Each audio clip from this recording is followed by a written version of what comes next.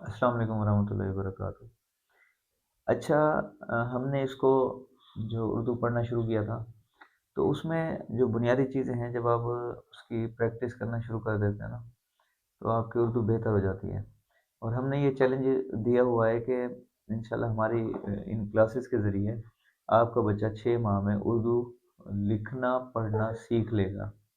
پہلے کہیں پڑھنا، پھر کہیں لکھنا، یہ سیکھ لے گا۔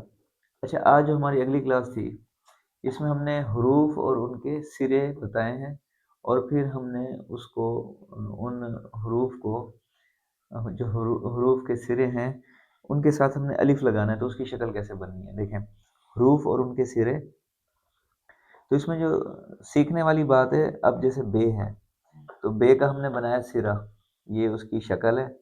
پھر جب آپ اس کے ساتھ الف لگاتے ہیں تو اس کی شکل اس طرح بن جائے گی، بے الف با، بے، بے کا سرا، بے الف با۔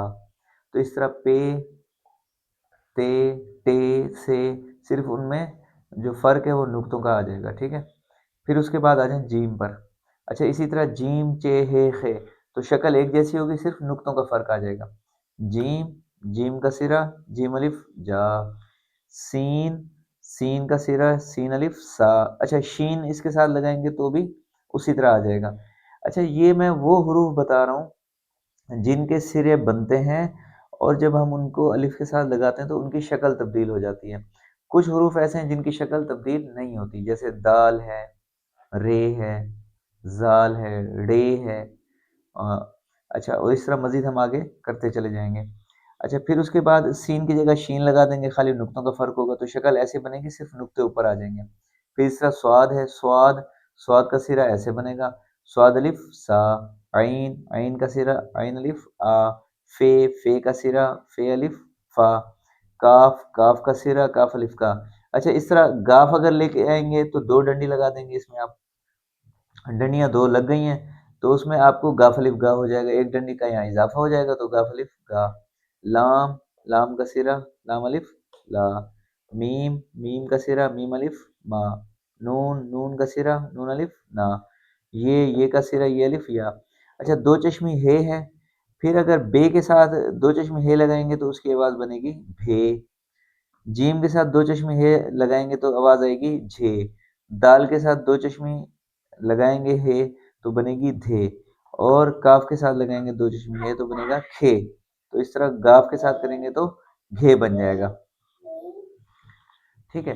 تو یہاں تک مجھے امید ہے آپ کو بات سمجھ آ گئی ہوگی۔ اب والدین کے لیے، اور جو مطلب ٹیچرز ہیں چھوٹی کلاسز میں پڑھاتے ہیں یا پڑھاتی ہیں، ان کے لیے اچھا اس میں کرنا کیا ہے، اس میں آپ نے سب سے پہلے تو آپ نے حروف کی پہچان کروا دی، پھر ان کو سروں کی پہچان کروائیں۔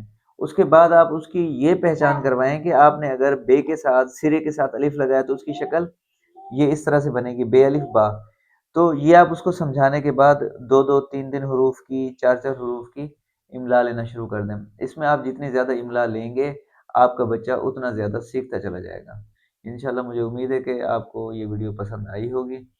تو اگر اس میں کسی قسم کا کوئی مشورہ دینا چاہتے ہیں تو آپ کمنٹ سیکشن میں جا کے کوئی مشورہ دینا چاہتے ہیں تو وہ دے دیں۔